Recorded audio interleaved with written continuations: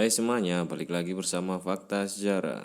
Walaupun penuh dengan semangat, tetapi sebenarnya proklamasi 17 Agustus 1945 memiliki beberapa fakta yang menarik yang jarang diketahui oleh orang.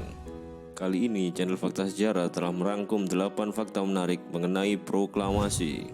Fakta pertama, Bung Karno sakit saat proklamasi. Fakta pertama ini sangat mengejutkan gengs, karena di balik semarak prosesi proklamasi Indonesia yang penuh dengan semangat, ternyata Bapak Proklamator sedang sakit. Hal tersebut diketahui 2 jam sebelum proklamasi dikumandangkan. Beliau masih tertidur di kamarnya. Badannya terasa demam dan terasa sangat kelelahan. Hal tersebut diperparah karena pada malam hari beliau begadang untuk mempersiapkan beberapa hal mengenai proklamasi.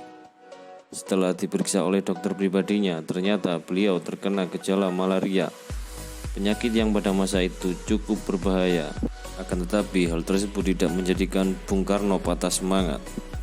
Pada pukul 9 beberapa saat sebelum proklamasi dikumandangkan, beliau sudah terbangun dan sudah bersiap dengan pakaian rapi serba putih. Sehingga selanjutnya beliau berhasil memproklamasikan kemerdekaan Indonesia.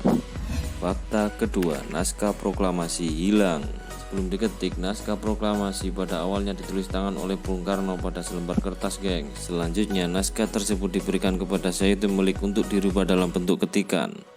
Karena dirasa sudah tidak diperlukan lagi, maka naskah tersebut diletakkan di sembarang tempat, gengs. Untungnya, naskah tersebut berhasil ditemukan oleh Burhanuddin Muhammadiyah, gengs, atau yang bisa dikenal dengan PM Dia. Yang paling mengejutkan, naskah tersebut ditemukan di tempat sampah di lokasi sekitar tempat penyusunan teks proklamasi. Fakta ketiga, penyebaran berita akan adanya proklamasi. Pada zaman yang modern seperti saat ini, informasi dapat kita sebarluaskan dengan cara yang sangat mudah, gengs. Namun, hal tersebut tidak berlaku pada zaman dulu, gengs.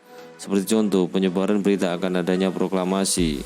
Pada saat itu, informasi disebarluaskan dengan cara menggunakan pengeras suara dan menyebarkan pamflet-pamflet menggunakan mobil untuk berkeliling ke sebagian wilayah Jakarta, gengs. Hal tersebut dimaksudkan untuk mengumpulkan massa pada saat pembacaan teks proklamasi, gengs. Fakta keempat, bendera proklamasi. Perlu kalian ketahui, gengs, bendera pertama yang digunakan pada saat proklamasi dijahit langsung oleh istri dari Bung Karno, gengs, yaitu Ibu Fatmawati. Nah, fakta yang mengejutkan di sini adalah kain yang digunakan untuk membuat bendera tersebut, gengs. Kain putihnya berasal dari pemberian perwira Jepang, yaitu Shimizu, yang merupakan teman dekat dari Ibu Fatmawati. Akan tetapi Ibu Fatmawati merasa kebingungan ketika mencari kain merahnya, sehingga beliau memutuskan untuk berjalan-jalan dan mencari kain merah. Nah, di sini Ibu Fatmawati tidak sengaja melihat kain warna merah yang digunakan oleh penjual soto untuk menutupi dagangannya.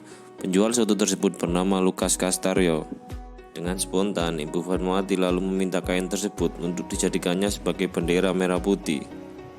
Sehingga jadilah bendera merah putih pertama yang digunakan untuk upacara proklamasi kemerdekaan Indonesia.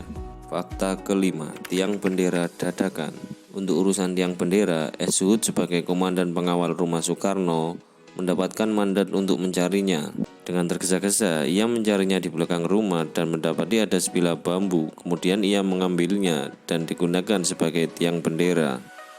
Beliau lupa padahal ada 2 tiang besi di depan rumah yang bisa saja digunakan sebagai tiang bendera. Hal tersebut terjadi karena suasana ketegangan pada saat itu. Fakta lainnya berasal dari katrol tiang bendera yang digunakan untuk menaikkan bendera tersebut adalah berasal dari gelas bekas sahur Muhammad Hatta.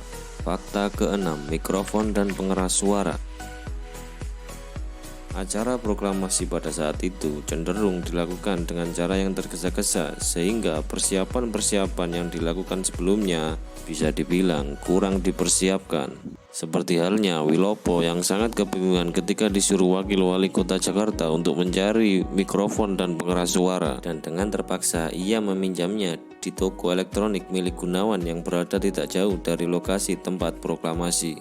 Foto-foto mengenai proklamasi yang beredar saat ini dulunya diambil oleh fotografer yang bernama Frans Sumarta Mendur. Hal tersebut tidaklah mudah karena dengan itu beliau berurusan dengan tentara Jepang. Akan tetapi ketika tentara Jepang mencarinya dan meminta hasil jepretan-jepretan foto proklamasi pada saat itu, ia berhasil mengelabuinya dengan cara berkata hasil-hasil foto tersebut sudah diserahkan kepada panitia proklamasi.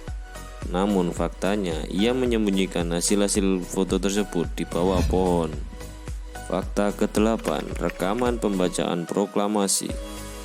Sebenarnya rekaman proklamasi yang beredar saat ini tidak diambil ketika proklamasi dilakukan, namun rekaman tersebut diambil selang beberapa tahun ketika proklamasi dilakukan, yaitu pada tahun 1951. Pada saat proklamasi sengaja tidak direkam karena pada saat itu Jepang sangat mengawasi keberlangsungan proklamasi Indonesia. Perekaman ulang pembacaan teks proklamasi diminta langsung oleh pendiri Radio Republik Indonesia yaitu Jusuf Ronodipuro. Setelah berhasil direkam, kemudian rekaman tersebut dikirimkan ke perusahaan piringan hitam Lokanta pada tahun 1959. Sekian penjelasan dari saya, jangan lupa like, comment, and subscribe.